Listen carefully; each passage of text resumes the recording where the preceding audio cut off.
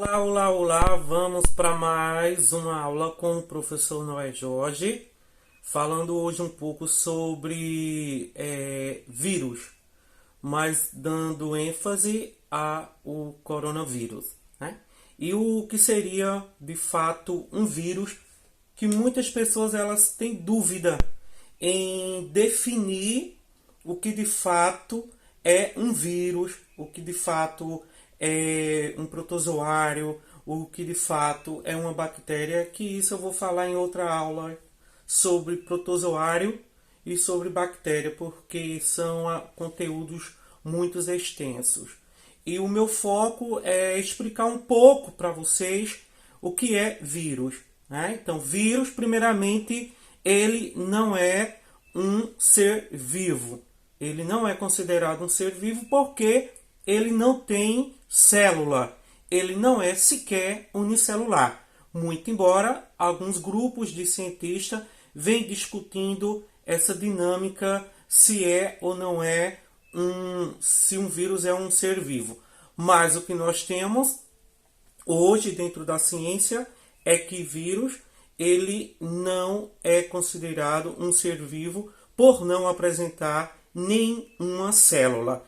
E daí os vírus eles necessitam de células para se reproduzir. É isso mesmo.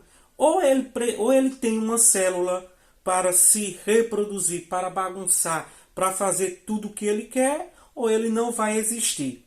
Então, o que está acontecendo, o que ocorre agora no momento com o vírus do coronavírus, é que ele inicia o seu processo de contaminação através do sistema respiratório, através de gotículas, de espirros, de tosses, de pessoas que têm justamente essa doença. Então, se essas pessoas elas estão doentes e de fato está em um ambiente, em um determinado lugar, em um determinado local de aglomeração, por isso que eu digo, evita no momento, seja antissocial. Nesse momento é a melhor coisa que nós devemos ser antissocial. Evitar estar em lugares de aglomerações, porque daí a gente não sabe, né, quem de fato está ali contaminado ou não. E a porta de entrada é justamente o sistema respiratório superior, que é o nariz e a boca, tá certo? Então daí a gente começa esse processo de infecção, de ser contaminado. E daí vocês sabem que a nossa boca e o nosso nariz é constituído por mucosas, e essas mucosas são constituídas por células, e daí os vírus começam a se alojar na mucosa oral, da boca e nasal. E daí o indivíduo começa a sentir, né, tosse seca, espirros, inflamação na mucosa do nariz.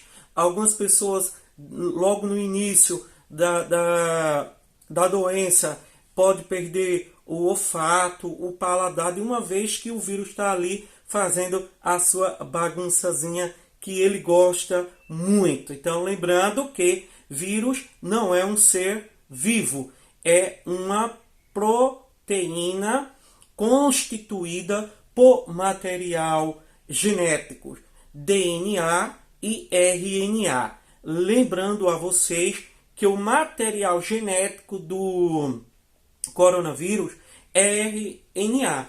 É comprovado por quê? Porque os vírus que têm no seu material genético, o RNA, ele começa a sofrer mutações, que no momento a gente ouve muito falar em novas variantes.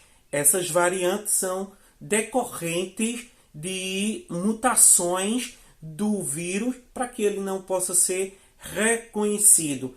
A gente já está no momento onde temos vacinas, né? E um bom percentual.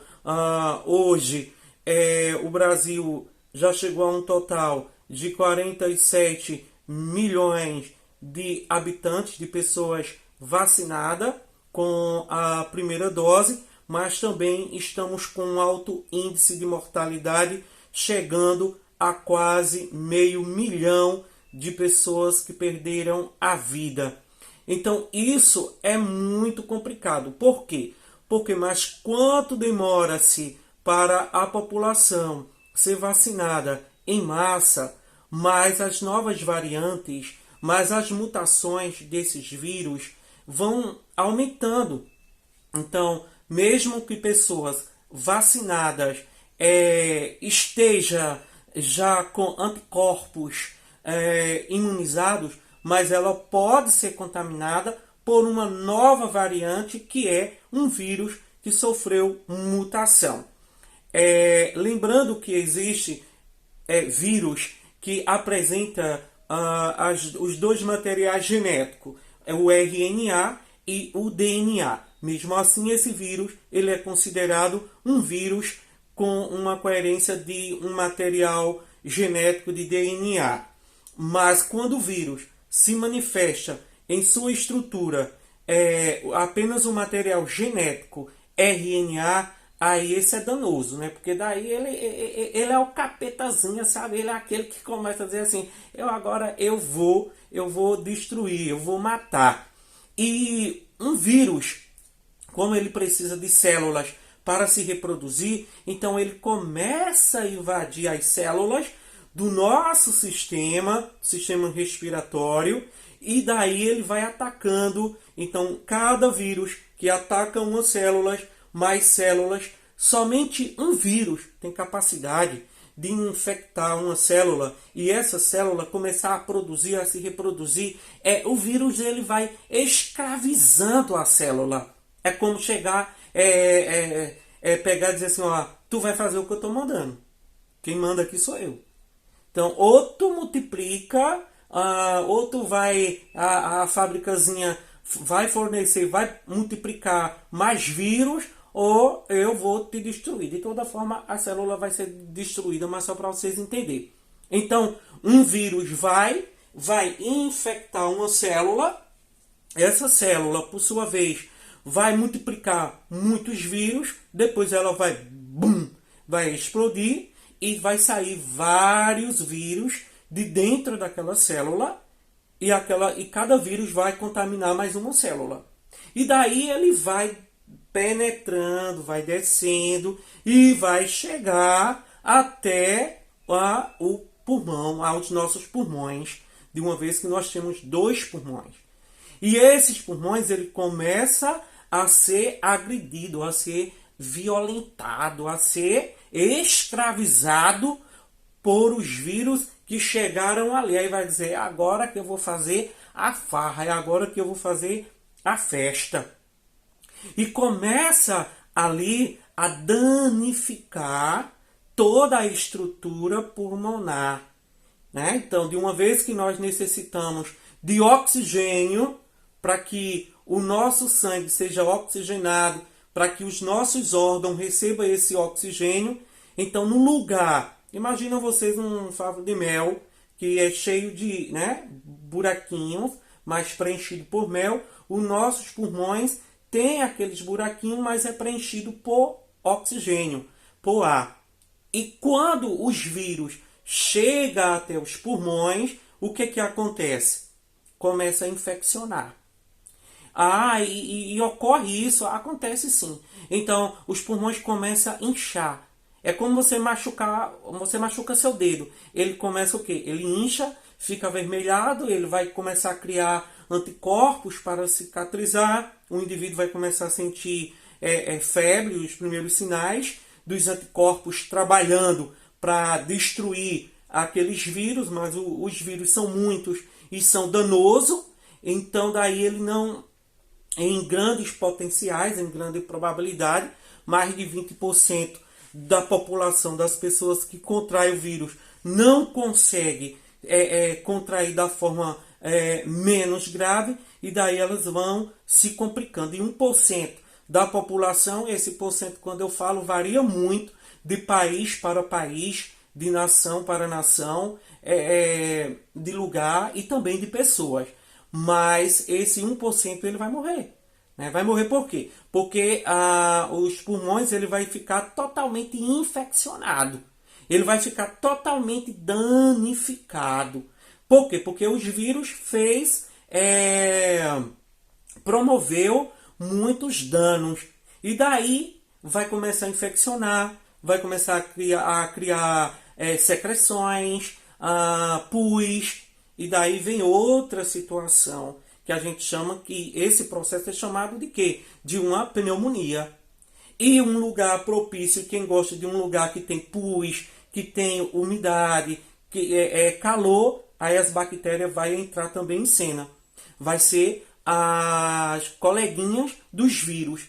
Então, muitos pacientes conseguem se curar do vírus, né? O organismo elimina os vírus, mas os vírus já dizem, eu já fiz a bagunça que eu queria, já danifiquei os pulmões, já destruí, já baguncei tudo. Aí as bactérias vêm e dizem, pode deixar comigo que agora eu faço a festa, que agora eu faço o festival.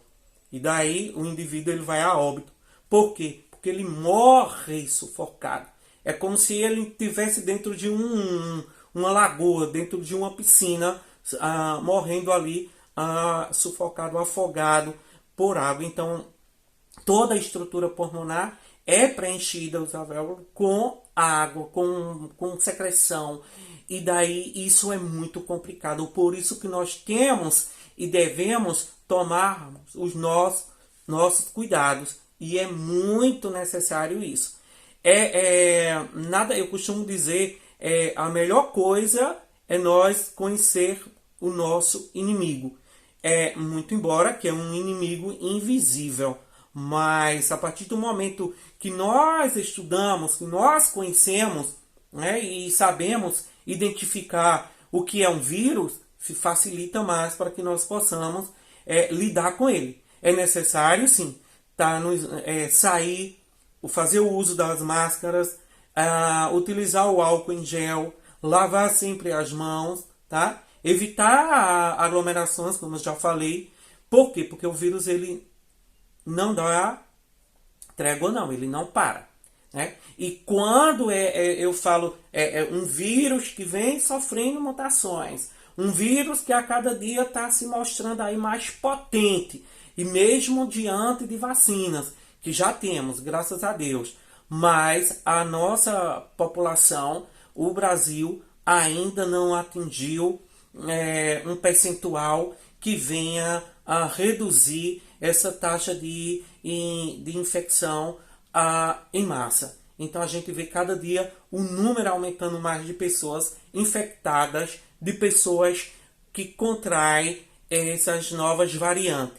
E os vírus eles são tão espertos que a sua modificação, a sua mutação faz com que a vacina não venha, já que ela foi desenvolvida para o primeiro vírus do coronavírus, para esse vírus, quando vem uma nova variante, aí os anticorpos ele vai dizer, eu não conheço esse indivíduo, então ele vai passar despercebido, e daí ele vai fazer a bagunça que ele quer, no momento que ele quer, na hora que ele quer. É muito importante entendermos que esses vírus eles atuam de forma diferente de pessoas para pessoas. Então tem pessoas que não vai manifestar sintomas, não vai desenvolver a doenças, que elas são chamadas de assintomáticas. Mas aí é onde mora o perigo, porque a partir do momento que uma pessoa assintomática transmite o vírus para outra pessoa, aquela pessoa vai desenvolver o vírus, a doença de forma mais grave. Então a gente temos que ter a certeza e a coerência dos nossos cuidados, de se cuidar sempre e especificamente. Também sabe-se que hoje, mesmo com uma numerosidade de vacinas existente, né, no mundo, cada vacina tem a sua coeficiência, tem o seu potencial para atuar, para nos proteger, tá? Então, isso é importante. Lembrando que todas as vacinas, elas foram testadas, elas são de ótimas qualidade, então não tem por que nós exigir um tipo de vacina, né? Então, até porque não tem nem como nós exigirmos, porque nem tem, né? Seja a primeira que chegar, inclusive eu estou aguardando para que eu venha tomar no momento certo, na hora certa, e que Deus nos proteja, né? Mas é necessário nós tomarmos os nossos cuidados, termos os nossos cuidados com a higienização, com o uso contínuo das máscaras, com o uso do álcool em gel, tá? Com o afastamento social para que nós possamos termos uma qualidade de vida bem superior e bem melhor. Tá? Também gostaria de falar aqui um pouco sobre a questão de protozoários, né? Então, se tem uma temática que a gente, inclusive, eu assisti essa semana uma médica, um especialista, aonde se foi feito um questionamento perguntando a ela qual era a diferença entre um vírus e um protozoário, e ela levou um tempo para responder, e quando respondeu, não respondeu com coerência com as devidas respostas que deveria ser a correta. Mas os protozoários, eles são seres unicelulares. Unicelulares. Que quer dizer, protozoário, ele apresenta apenas uma célula. Exemplo, as amebas é um protozoário. Também outra característica de um protozoário é ser eucariotes, que quer dizer que esses animais apresentam uma diversidade de características bem diferente de outros animais, de outros seres, tá? E também pode se apresentar como características heterotróficos, né? Então, enquanto os vírus não são sequer unicelular, os protozoários ainda têm uma célula. E eles necessitam de outro indivíduo, tá? Para que ele venha tirar o seu alimento, né? Então, alguns protozoários podem viver dentro de um organismo como a ameba, sem afetar aquele organismo, se alimentando de resíduos, de restos de alimentos que o nosso organismo não venha necessitar dele. E, por exemplo, aqui no Brasil mesmo, tem a doença da Chaga é um exemplo, né, de um protozoário que que já atingiu muito a população brasileira, né, conhecida como doença de Chaga, mas o transmissor, o indivíduo aonde esse protozoário se hospeda, né, algumas pessoas em algumas regiões no Brasil conhecem como barbeiro, outros chamam de potó, enfim. Mas o protozoário está ali dentro do seu organismo. A partir do momento que aquele barbeiro, que aquele potó suga o sangue, ele libera o protozoário na corrente sanguínea do indivíduo. Então, o protozoário vai em direção ao sistema cardiovascular, por isso que geralmente os portadores da doença da Chaga, quem tem a Chaga, né? Então diz, eu tenho um coração inchado, eu tenho arritmia cardíaca, então os músculos do coração começam a ficar atrofiados, né? Porque sabemos que o coração é um órgão bastante musculoso, de uma vez que o coração ele é um órgão que ele bombeia o sangue para todo o nosso organismo. Então tem pessoas que dizem assim: ah, mas o coração é onde é produzido o sangue. O coração não produz o sangue. O coração, ele bombeia o sangue para todo o nosso organismo, né? Então, o papel do coração é bombear o sangue.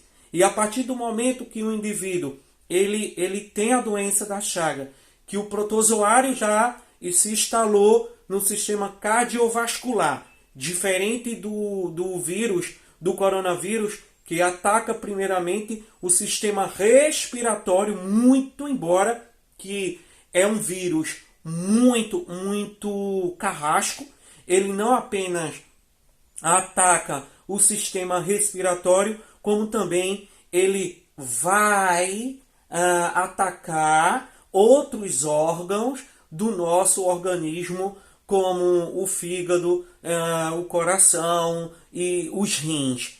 Então, e está em estudo, não é comprovado ainda cientificamente, que esse vírus venha também ocasionar dano no sistema cerebral, no sistema nervoso, mas está em estudo para que venha de fato ser comprovado.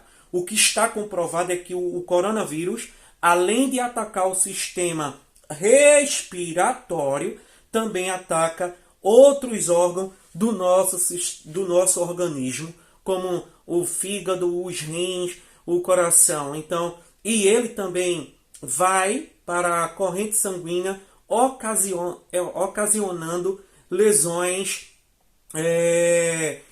e danificando, tá certo, o nosso sistema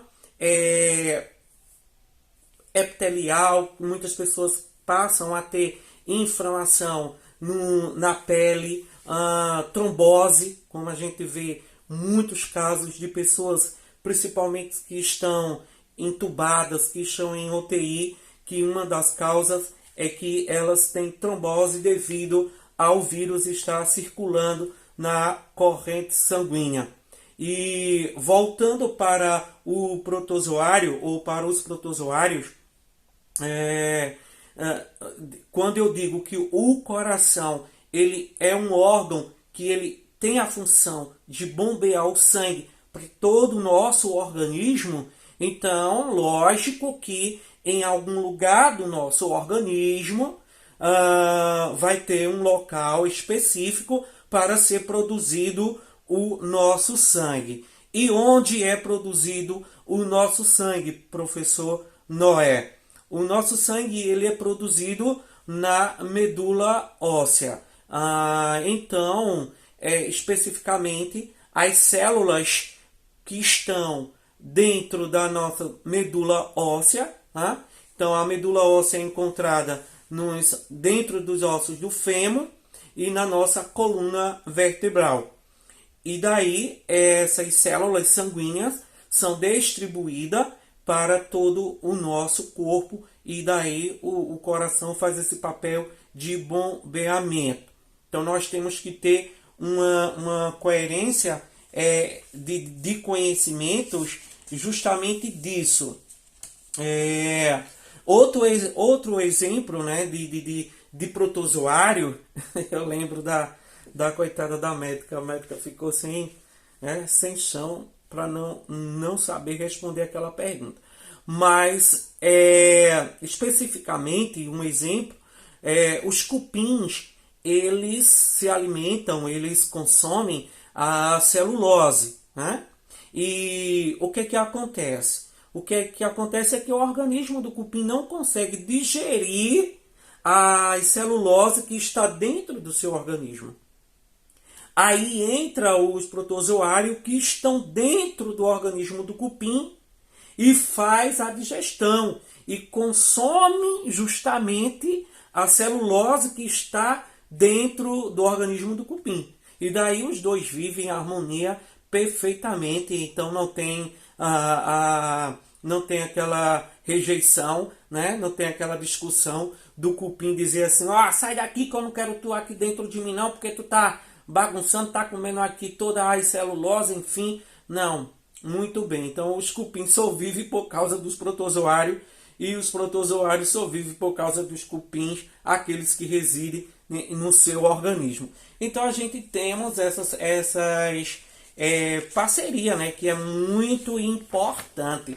Lembrando que existe aqueles protozoários que são chamados protozoários flagelados, né, que quer dizer tem uma estrutura diferenciada. Outros protozoários que são conhecidos como porosos, né, eles apenas apresentam estruturas com poros e bem diferenciados. E outros protozoários, o exemplo que eu já falei da ameba, que é outro protozoário. E os protozoários ciliados, né? Que quer dizer protozoários ciliados. Ele tem uns cílios, né? É como se ele fosse cheio de cabelinho, para vocês entenderem, tá certo? Então, é mais ou menos isso aqui, tá? É como se eu fizesse uma bolinha aqui e fizesse isso aqui, ó. Então, são os cílios. Para ele se mover, ele apresenta justamente essas estruturazinhas como se fosse cabelos. Mas com todas as exclusividades, cada organismo eles vão desenvolver, eles vão acarretar uma doença. Então a gente tem que ter um conhecimento específico. Então o foco é nesse momento nós termos cuidado, se cuidar, saber que o vírus do coronavírus ele tem um material genético RNA, sofre mutações, por isso que vem existindo as novas variantes, porque a cada dia mais ele está surgindo e se modificando para que ele não venha a ser reconhecido e destruído, tá? E a gente sabe que alguns medicamentos são utilizados, mas ainda não tem estudos comprovados cientificamente, né? Por exemplo, se anda se debatendo muito a questão da cloroquina, mas a gente sabe que a cloroquina é utilizada no tratamento de protozoários, inclusive na região norte do país é utilizado para combater a malária. Então, inclusive, assim, o Ministério da Saúde até falou que estava faltando cloroquina para o combate lá na região norte do país com o medicamento da cloroquina. Então, se a cloroquina foi estudada, pesquisada, desenvolvida para combater um protozoário, como ela vai combater um vírus, tá? Se o protozoário é um ser unicelular. E se os vírus, eles não são seres vivos, eles não apresentam células. Se apresentasse pelo menos uma célula, era unicelular. Se apresentasse mais de uma célula, era seres pluricelulares. Mas são apenas materiais proteicos com proteínas, com materiais genéticos, DNA e RNA, tá? Então, totalmente diferente. Os vírus necessitam de células para se multiplicar, para crescer, desenvolver, para promover a bagunça que ele quiser. Então, cloroquina foi desenvolvida para combater protozoários, seres unicelulares, não para combater indivíduos que não são seres vivos, tá? Então, que isso fique bem claro. Então, na próxima aula eu vou falar sobre a bactéria, um pouco para deixar mais esclarecido. Espero que vocês tenham gostado. Deixa lá, se inscreve no meu canal, tá? Deixa um joinha, que eu fico muito feliz. Se vocês fazerem isso, eu vou caprichando cada vez mais nos vídeos para vocês. Lembrando que eu sou o professor Noé, professor de Ciências Biológicas, pós-graduado em Ciências Biológicas, beleza?